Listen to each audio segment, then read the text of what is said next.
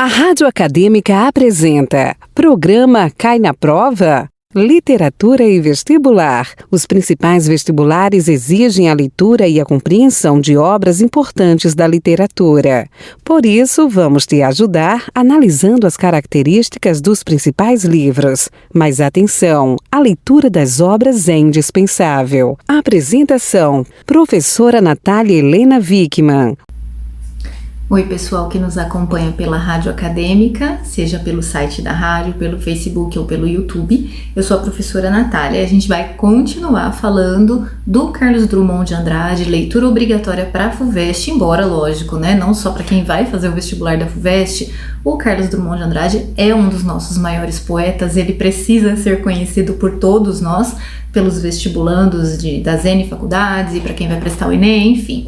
E a gente vai focalizar agora um poema específico do Claro Enigma, que é A Máquina do Mundo. É dos últimos poemas, ele tá bem na seção final do livro do Claro Enigma, tá bom? Por quê? Primeiro porque esse é um dos poemas mais importantes, se não o mais importante do livro. Ele também já foi considerado um dos melhores poemas do Carlos Drummond de Andrade e da literatura brasileira, enfim. Então ele tem, e ele faz um diálogo muito interessante com o Camões, né? O Camões, inclusive, que para quem vai fazer o vestibular da Unicamp, né, tá lá na lista obrigatória com alguns sonetos. Enfim, e no Camões, vocês vão se lembrar, eu falei isso na nossa primeira conversa sobre o Claro Enigma, né, que o Camões tem na obra Os Lusíadas o episódio da Máquina do Mundo, e na verdade essa imagem, né, essa referência da Máquina do Mundo, que é uma representação alegórica e do funcionamento do universo, do funcionamento das coisas, não é uma figura específica ou criada pelo Camões e retomada só pelo Drummond, tá? É uma figura que faz parte, né, é uma imagem que está presente na tradição literária em diversos outros textos, inclusive na Divina Comédia do Dante, e depois, posteriormente, né, depois do Carlos Drummond de Andrade, também apareceu na poesia do Haroldo de Campos com A Máquina do Mundo Revisitada, enfim, é um tema, né, que surge em vários momentos da nossa literatura, tá? Então é importante pensar nisso. Eu vou comentar com vocês esse poema. E o que acontece? Primeiro eu vou explicar, né? O que é a Máquina do Mundo, então. A Máquina do Mundo é essa representação alegórica, como se fosse um recurso, um objeto, um instrumento, né? Um equipamento, né? Que é possível, né? Que se abre para o poeta, para o eu lírico, para que ele entenda, para que ele observe o funcionamento do mundo. Lá no Camões, né, lá nos Lusíadas, isso é oferecido ao Vasco da Gama, que, muito lisonjeado, vai entrar em contato com as verdades do mundo, com os mistérios, com os enigmas, né? Só que aqui nós vamos ter um eu lírico que se nega, né? Que diz, olha, eu não quis, eu recusei, né? E a questão é por quê dessa posição, por que dessa atitude de recusa, né? Já que, né, imagine, é uma coisa grandiosa demais, então por que dessa recusa, né? E não, em vez de se sentir lisonjeado, né, recusar, tá? Então vamos lá. Basicamente o poema ele está dividido em estrofes, são tercetos, todas as estrofes então com 3 versos, e os versos são decassílabos, então volta aquela ideia de uma métrica mais formal, mais rígida, tá? Assim, combinada aí, né, com a modernidade do Drummond. E basicamente a gente consegue dividir, né, esse poema em algumas partes. Na primeira parte, o eu lírico diz o que ele estava fazendo quando essa máquina do mundo se apresentou a ele. Em seguida, a máquina do mundo conversa com ele e diz o que ela pode apresentar a ele. Na terceira parte, ele nega e explica o porquê dessa... Não sei se acho que dizer que ele explica nem tanto, mas ele mostra pra gente, né, quais as condições, mais ou menos o porquê dele ter se negado, né? Então vamos lá. O poema começa assim, ó. E como eu palmilhasse vagamente uma estrada de Minas pedregosa, e no fecho da tarde um sino rouco se misturasse ao som de meus sapatos, que era pausado e seco, e aves pairassem no céu de chumbo e suas formas pretas, lentamente se fossem diluindo na escuridão maior, vinda dos montes e de meu próprio ser desenganado, a máquina do mundo se entreabriu, para quem de a romper já se esquivava e só de o ter pensado se carpia. Uma observação, né? Eu falei que os versos são decassílabos, são tercetos, então você percebe uma forma fixa, uma construção mais estruturada, rigidamente estruturada, porém não tem rima final, né? Então, aquele jogo, né, do modernismo, mas agora um modernismo já que recria, né, uma tradição. E aqui, então, perceba o campo semântico, né? Primeiro, logo no começo, a gente faz uma referência àquele poema famoso do Drummond, no meio do caminho. No meio do caminho tinha uma pedra no meio do caminho.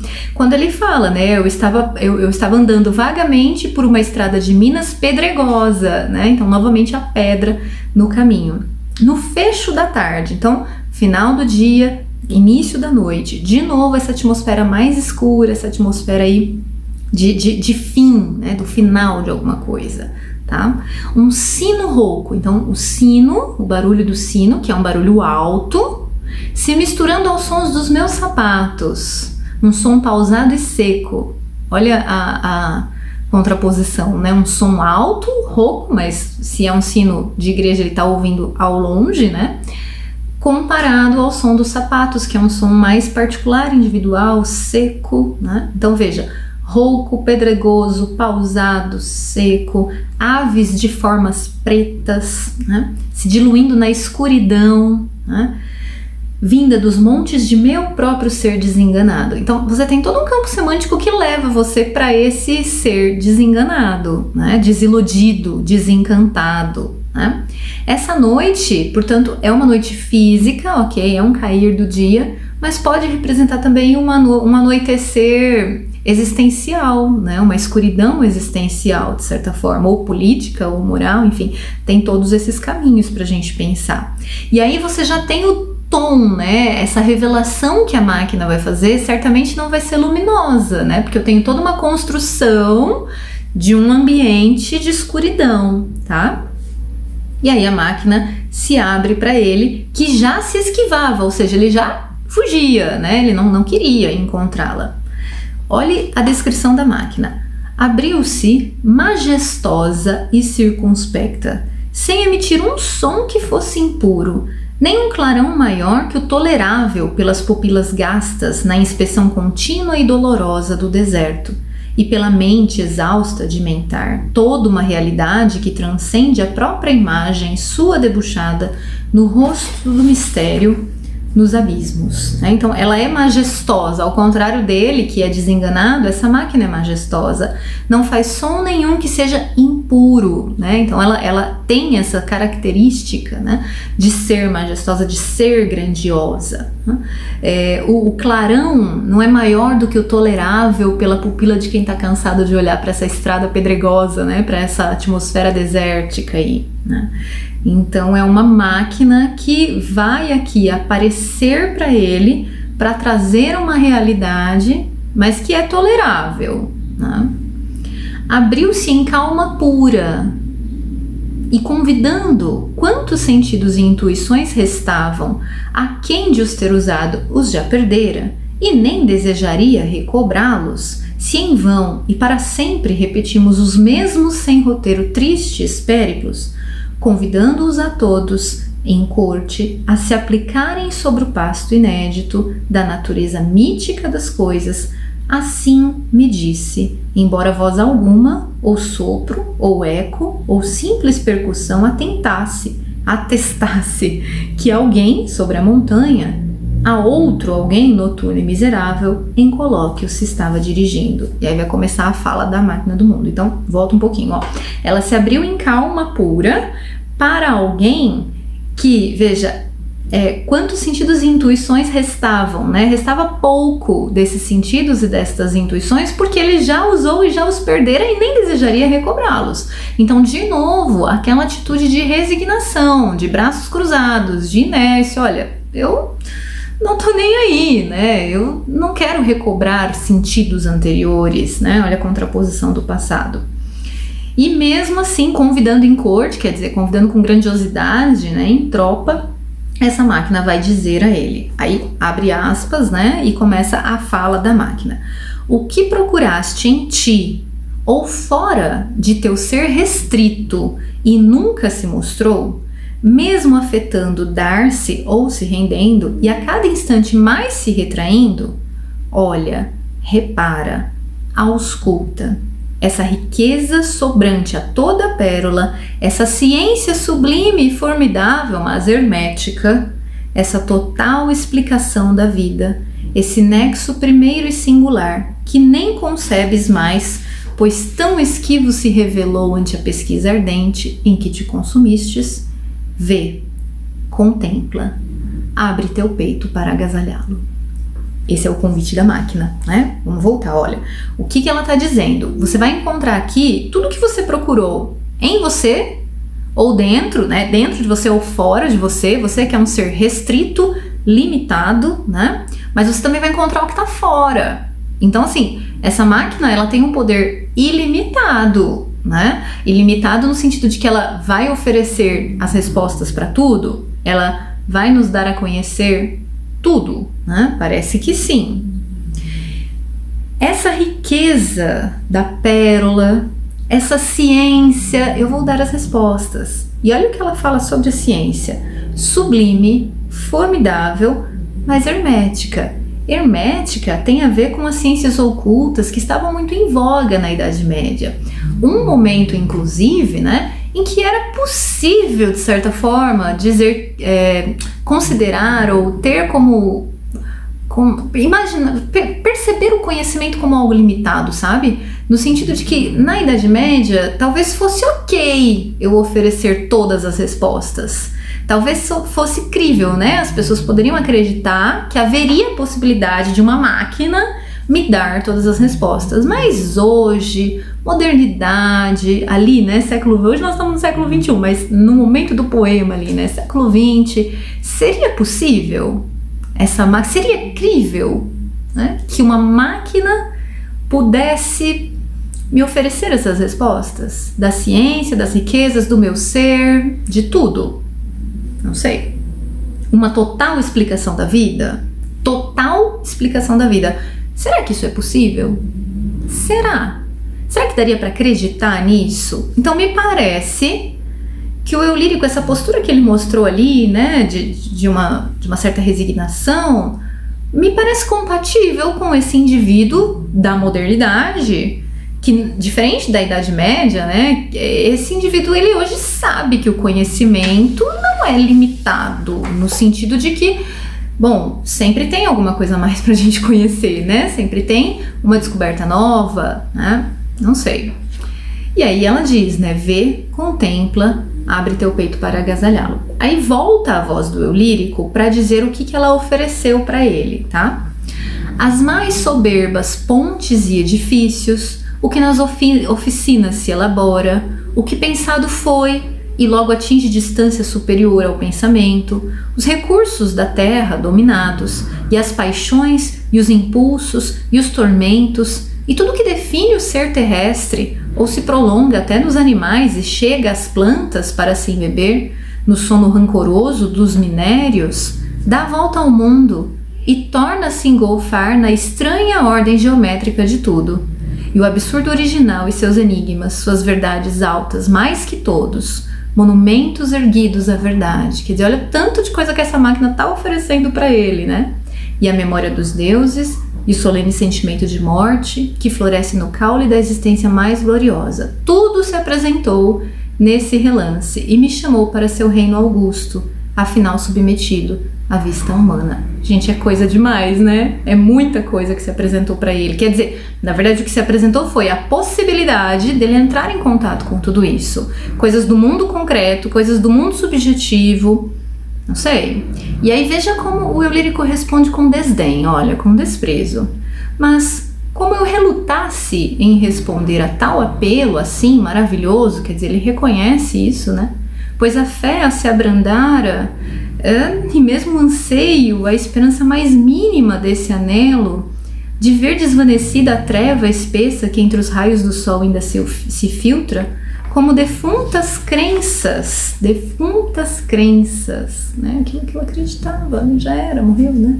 Convocadas, presto e fremente não se produzissem a de novo tingir a neutra face, quer dizer, a minha face é neutra e eu não consigo recobrar aquelas antigas crenças, são crenças defuntas, que já morreram, já foram, não tenho mais esperança, uma fé que já se abrandara, ela já diminuiu, não vou conseguir recuperar isso, né?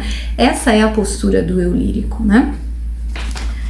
A de novo tingir a neutra face, que vou pelos caminhos demonstrando, e como se outro ser, não mais aquele habitante de mim há tantos anos, de novo, né, essa oposição de um eu poético anterior e o de hoje, né, passasse a comandar minha vontade, quer dizer, como se outro ser, não aquele de antes, né, passasse a comandar a minha vontade, que já de si, volúvel, se cerrava, semelhante a essas flores reticentes, quer dizer, uma vontade volúvel, reticente, né?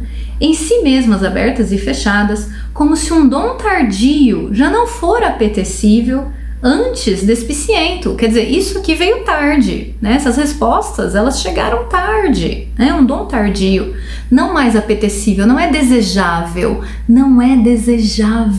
conhecer tudo, saber toda a verdade, revelar tudo, né? Antes, despiciento, quer dizer, algo desprezível. Olha a atitude dele. Baixei os olhos, incurioso, laço, desdenhando colher a coisa oferta, que se abria gratuita a meu engenho, né? Então, novamente, esse homem que abaixa os olhos, fala que não, né? Passa, ele é incurioso, ele está cansado e desdenha da coisa oferecida.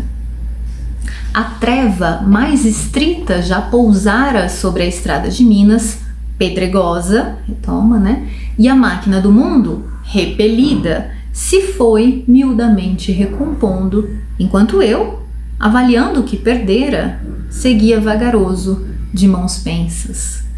Então, eu desdenhei, desprezei, essa máquina no mundo repelida passa aí, né, a se recompor, e eu vou pensando no que eu perdi, mas sigo vagaroso, quer dizer, não há um remorso do que ele perdeu, não há um arrependimento pelo que ele perdeu, não há dúvida sobre se ele deveria ter feito diferente. Foi seguindo de mãos pensas, né, de mãos pendendo aí de mau jeito, meio inclinado, enfim. Ele vai prosseguir. E olha, ele vai prosseguir na mesma escuridão em que ele já estava, porque no começo do poema ele estava caminhando por essa estrada pedregosa de Minas, que a gente pode pensar no caminho da vida como um todo, né, da existência, e era o cair da noite, e aqui ele retorna para esse mesmo cenário. Então é uma treva que pousou sobre a estrada de Minas pedregosa, e eu vou seguir, né? Ela, enquanto eu, avaliando o que perdera, seguia vagaroso. Ele vai seguir na mesma escuridão de si mesmo, quer dizer, desse desengano, dessa desilusão. E vamos pensar, né, que a ideia do desenganado que ele falou lá no começo, o que é desenganado? É sem engano, ninguém vai me enganar, ele é desiludido, né? Por isso que quando falam que a pessoa está desenganada, né, ela não tem mais a ilusão de sobreviver a alguma coisa, né? Então a ideia é que ele é daquele que não se ilude mais, ele está desencantado. Então oferecer tal coisa tão grandiosa, né, como revelar o mundo, para ele não colou, né? Ele não pode aceitar conhecer esse todo que será revelado, porque imagine, se ele aceitasse, era como se ele pudesse chegar a uma explicação do tudo, do todo, do mundo, né? E isso não é possível, porque esse eu lírico, ele é um indivíduo da modernidade, que sabe, né, que já reconhece, né? O pensamento não é um pensamento medieval, né? É um pensamento já que reconhece que o conhecimento, ele não é limitado, reconhece que o conhecimento, ignorem, mas ele reconhece que não é possível você colocar um fim naquilo que se dá a conhecer, naquilo que você pode conhecer. Sempre, imagine, vamos pensar assim, que dentro da nossa concepção moderna, tudo pode gerar dúvida, né? Tudo pode gerar crítica. Eu sempre posso vir com um novo conhecimento, construir um novo conhecimento a partir do que eu já sei. Quer dizer, seria bem confortável ter uma máquina do mundo que explicasse tudo, mas isso não é possível. E esse eu lírico, ele não tem essa ilusão, ele é desenganado, ele é sem ilusão, né? É isso, gente, é um poema muito legal, é um poema que permite outras leituras, outros diálogos. Espero que vocês tenham gostado e que ajude na hora da prova. Até mais!